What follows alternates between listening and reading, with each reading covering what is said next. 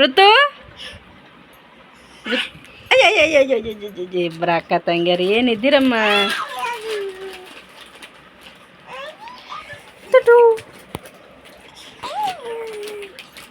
Hello ನಮಸ್ಕಾರ ಎಲ್ರಿಗೂ ಹೇಗಿದ್ದೀರಾ? ಚೆನ್ನಾಗಿದ್ದೀರಾ ಅಂತ ಅನ್ಕೋತೀನಿ. Welcome back to my YouTube channel. ಇನ್ನು ಯಾರೆಲ್ಲ ನನ್ನ ಚಾನಲ್ ಸಬ್ಸ್ಕ್ರೈಬ್ ಮಾಡ್ಕೊಂಡಿಲ್ಲ ಆದಷ್ಟು ಬೇಗ ನನ್ನ ಚಾನಲ್ನ ಸಬ್ಸ್ಕ್ರೈಬ್ ಮಾಡ್ಕೊಳ್ಳಿ ಅಂತ ಹೇಳಕ್ಕೆ ಇಷ್ಟಪಡ್ತೀನಿ. ಹಾಗೆ ಬೆಲ್ ಬಟನ್ ಕ್ಲಿಕ್ ಮಾಡಿದ್ರೆ ನಾನು ಹಾಕುವಂಥ ವಿಡಿಯೋ ನಿಮಗೆ ನೋಟಿಫಿಕೇಷನ್ ಮೂಲಕ ಬರುತ್ತೆ. ಆಗ ನನ್ನ ವೀಡಿಯೋಸ್ ನೀವು ನೋಡ್ಬೋದು. ಓಕೆ, ಇಲ್ಲಾಗಿ ಮಾಡೋ ಕಾರಣ ಏನಪ್ಪ ಅಂದರೆ ಬೇಗ ಬೇಗ ಮುಗಿಸ್ಬಿಡ್ತೀನಿ, ಯಾಕಂದರೆ ಮಕ್ಕಳು ಮಲ್ಕೊಂಡಿದ್ದಾರೆ. ಸೊ ಹಂಗಾಗಿ ಒಂದು 5 ನಿಮಿಷ ಟೈಮ್ ಇದೆ, ಬೇಗ ಮಾಡಿಬಿಡೋಣ ಅಂತಂದೇಳಿ. ಮನೆ ಒಬ್ಬರು ಕಮೆಂಟ್ ಮಾಡಿದ್ರಿ, ಎಂಥದಂದರೆ ಬಾಣಿತಿ ನಾನು ಮಗುಗೆ ಹಾಲು ಕಡಿಮೆ ಆಗಿಬಿಟ್ಟಿದೆ, ಬಾಣಿತಿಗೆ ದೃಷ್ಟಿ ತೆಗೆದು ಹೇಗೆ ಒಂದು ಸ್ವಲ್ಪ ಹೇಳ್ಕೊಡಿ, ಹಾಲು ಕಡಿಮೆ ಆಗಿದೆ, ಹಾಲು ಬರ್ತಾ ಇಲ್ಲ, ಮಗುಗೆ ಕಷ್ಟ ಆಗ್ತಾ ಇದೆ, ಪ್ಲೀಸ್ ವಿಡಿಯೋ ಮಾಡಿಕೊಡಿ ಅಂತ ಹೇಳಿದ್ರಿ. ಸೊ ಹಂಗಾಗಿ ಕಮೆಂಟ್ಗೋಸ್ಕರ ಈ ವಿಡಿಯೋ ಮಾಡ್ತಾಯಿದ್ದೀನಿ. ಅದಕ್ಕೆ ಸೊಲ್ಯೂಷನ್ ಏನಪ್ಪ ಅಂತಂದರೆ, ನೀವು ಮನೆ ದೇವರಿಗೆ ಒಂದು ಸ್ವಲ್ಪ ಹರಕೆ ಸ್ವಲ್ಪ ಅಲ್ಲ, ಮನೆ ದೇವರಿಗೆ ಹರಕೆ ಕಟ್ಕೋಬೇಕಾಗುತ್ತೆ. ನೀವು ಯಾವುದಾದ್ರೂ ಕೆಟ್ಟ ದೃಷ್ಟಿ ಆ ಥರ ಬಿದ್ದಿದ್ರೆ, ನೀವು ಯಾರೇ ಎದುರುಗಡೆ ಆದರೂ ಹಾಲು ಕೊಟ್ಟಿದ್ರೆ ಅಯ್ಯೋ ಹಾಲು ಸೋರ್ತಾ ಇದೆ ನೋಡಿ ಹಂಗೆ ಹಿಂಗೆ ಅಂತ ಅಂದ್ಬಿಟ್ರೆ ಅದು ಇನ್ನೂ ಹಾಲು ಅಲ್ಲಿಗೆ ಸ್ಟಾಪ್ ಆಗಿಬಿಡುತ್ತೆ. ಅದಕ್ಕೋಸ್ಕರ ನಾನು ಹೇಳ್ತಾ ಇದ್ದೀನಿ, ಯಾರೇ ಬಂದ್ರೂ ಅವ್ರ ಎದುರುಗಡೆ ನಿಮ್ಮ ಮಗುಗೆ ಹಾಲು ಕೊಡೋದು ಅದೆಲ್ಲ ಮಾಡೋಕ್ಕೆ ಹೋಗ್ಬೇಡಿ. ಇದ್ರ ಬಗ್ಗೆ ನಾನು ಆಗಲೇ ಹಳೆ ವಿಡಿಯೋದಲ್ಲಿ ಹೇಳಿದ್ದೆ, ಆದರೂ ಮತ್ತೆ ಕಮೆಂಟ್ ಮಾಡಿದ್ರಿ.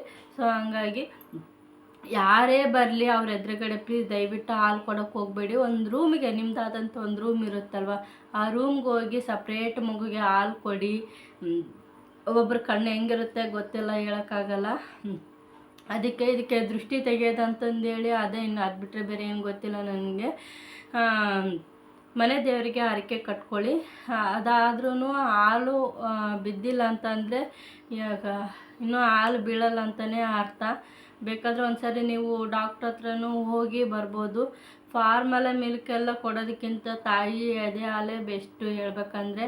ಆಮೇಲೆ ನೀವೇನಾದರೂ ಒಂದು 5 ಮಂತ್ವರೆಗೂ ವಾಶ್ರೂಮಿಗೆ ಹೋಗಿರಂತಂದರೆ, ವಾಶ್ರೂಮ್ಗೆ ಹೋಗಿ ಬರೋ ತಡ ಸ್ವಲ್ಪ ಎದೆಗೆ ಸ್ವಲ್ಪ ತಣ್ಣೀರು ಹಿಂಗೆ ಸವರ್ಕೊಂಡು ಆ ಎದೆ ಹಾಲನ್ನು ಒಂದು ಸ್ವಲ್ಪ ಗೋಡೆಗೆ ಚಿಮ್ಮಿಸ್ಬೇಕಾಗುತ್ತೆ. ಆ ಕಡೆದು ಈ ಕಡೆದು 2 ಕಡೆದು ಗೋಡೆಗೆ ಚಿಮ್ಮಿಸ್ಬೇಕು ಹಾಲು.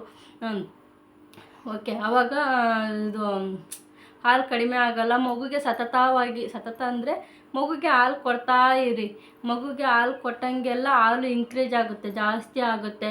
ಆಮೇಲೆ ಜಾಸ್ತಿ ಟೆನ್ಷನ್ ಮಾಡ್ಕೊಳ್ಳೋದು, ಯಾವಾಗಲೂ ಏನಾದರೂ ತಲೆಗೆ ಹಾಕ್ಕೊಂಡು ಜಗಳ ಮಾಡ್ಕೊಳ್ಳೋದು, ಹಂಗೆ ಹಿಂಗೆ ಅದೆಲ್ಲದು ಬಿಟ್ಟಾಕ್ಬಿಡಿ. ನೀವು ಊಟ ಮತ್ತು ಮಗು ಆರೈಕೆ, ನಿಮ್ಮ ಆರೈಕೆ ಅದ್ರ ಮೇಲೇ ಗಮನ ಇರಲಿ. ಅದು ಬಿಟ್ಬಿಟ್ಟು ಆಚೆಗಡೆದು ಅದು ಇದು 108 ಟೆನ್ಷನ್ಗಳು ತಗೊಳಕ್ಕೆ ಹೋಗಬೇಡಿ ಬಾಣತಿಯರು. ಅದರಿಂದ ತಗೊಳ್ಳೋದ್ರಿಂದ ಮಗುಗೂ ಎಫೆಕ್ಟ್ ಆಗುತ್ತೆ, ನಿಮಗೂ ನೆಮ್ಮದಿ ಇರಲ್ಲ. ಆಮೇಲೆ ಹಾಲು ಹುಟ್ಟಲ್ಲ, ಗೊತ್ತಾಯ್ತಾ? ಹಾಲು ಚೆನ್ನಾಗಿ ಇನ್ಕ್ರೀಸ್ ಆಗಬೇಕಂದ್ರೆ ಒಂದು ಸ್ವಲ್ಪ ಇವು ಬೆಳ್ಳುಳ್ಳಿದು ಆ ಥರದ್ದೆಲ್ಲ ತಿನ್ಕೊಳ್ಳಿ, ಹಾಲು ಚೆನ್ನಾಗಿ ಇನ್ಕ್ರೀಸ್ ಆಗುತ್ತೆ ಅದಕ್ಕೆಲ್ಲ. ಮತ್ತು ನೀವು ಸ್ವಲ್ಪ ಬಾದಾಮಿ ಗೋಡಂಬಿಗಳು ಅವೆಲ್ಲ ಸ್ವಲ್ಪ ಅಂಥವೆಲ್ಲ ತಿನ್ನಿರಿ, ಫ್ರೂಟ್ಸ್ ತಿನ್ನಿರಿ. ಅಂಥದ್ದೆಲ್ಲ ತಿಂದಾಗ ಹಾಲು ಚೆನ್ನಾಗಿ ಇದಾಗುತ್ತೆ, ಮಕ್ಕಳಿಗೆ ಕೊಡ್ಬೋದು, ಆರೋಗ್ಯವಾಗಿ ಬೆಳ್ಕೊತಾರೆ ಹೆಲ್ತಿಯಾಗಿ. ಅದೇ ಕೆಟ್ಟ ದೃಷ್ಟಿ ಅಂತಂದರೆ ಅದೇ ಹರಕೆ ಕಟ್ಕೊಳ್ಳಿ. ಓಕೆ, ಆಮೇಲೆ ಆಚೆಗಡೆ ಹೋಗಿ ಬಂದಿರಂದ್ರೂ ಸ್ವಲ್ಪ ಎದೆಗೆ ನೀರು ಹಾಕ್ಕೊಂಡು ಗೋಡೆಗೆ ಸ್ವಲ್ಪ ಚಿಮ್ಮಿಸ್ಬೇಕಾಗುತ್ತೆ, ಹಿಂಡಬೇಕಾಗುತ್ತೆ. ಹಿಂಡಿದಾದ್ಮೇಲೆ ಕೊಡಿ ಮಕ್ಕಳಿಗೆ. ವಾಶ್ರೂಮ್ಗೆ, ಹೊರಗಡೆ ಈ ಥರ ಎಲ್ಲ ದೂರ ಪ್ರಯಾಣ ಆ ಥರ ಎಲ್ಲ ಹೋದಾಗ, ಆಮೇಲೆ ಮಗುಗೆ ನಿಮಗೆ ಆಚೆಗಡೆ ಹೋಗಿ ಬಂದಾಗ ಒಂದು ಸ್ವಲ್ಪ ಇಳಿ ತಕ್ಕೊಳ್ಳಿ. ಆಮೇಲೆ ಉಪ್ಪಿನಿಂದನೂ 3 ಸರಿಂಗಿತ್ತು ಈ ಥರ ಎಲ್ಲ ಇಳಿ ತಕ್ಕೊಳ್ಳಿ. ಮತ್ತು ಒಣಮೆಣ್ಸಿನ್ಕಾಯಿ ಆ ಥರದ್ದೆಲ್ಲ ತೆಗಿತಾರಲ್ವ, ಪೊರಕೆ ಕಡ್ಡಿ ಕೊಡೋದನ್ನು ತೆಗಿತಾರೆ, ಆ ಥರದ್ದು ಮಾಡ್ಕೊಳ್ಳಿ. ಓಕೆ, ಬೇರೆ ಎದುರುಗಡೆ ದಯವಿಟ್ಟು ಹಾಲು ಕೊಡೋಕ್ಕೆ ಹೋಗಬೇಡಿ. ಅದರಿಂದ ತುಂಬ ನೋವಾಗುತ್ತೆ, ಎಫೆಕ್ಟ್ ಆಗುತ್ತೆ ನಿಮಗೆ. ಅದೇ ದೃಷ್ಟಿ ಬಿದ್ದುಬಿಡುತ್ತೆ. ಯಾರಾದರೂ ಎಲ್ಲರಂತಲ್ಲ, ಯಾರ್ದಾದ್ರು ಒಬ್ರದ್ದು ಕೆಟ್ಟ ದೃಷ್ಟಿ ಬಿದ್ದರೆ ಆಗೋಯ್ತು, ಹಾಲು ಸ್ಟಾಪ್ ಆಗೈತೆ ಅಂದರೆ ಮತ್ತೆ ಬರೋದೇ ಇಲ್ಲ, ನೀವೇನು ಮಾಡಿದರೂ ಬರೋಲ್ಲ. ಇಲ್ಲೇ ನಮ್ಮ ಪಕ್ಕದ ಮನೆ ಒಬ್ಬ ಅಕ್ಕನಿಗೆ ಹಂಗೆ ಆಗಿದೆ. ಹಾಲು ಏನೋ ಸೋರ್ತಾ ಇತ್ತಂತ ಅವರಿಗೆ.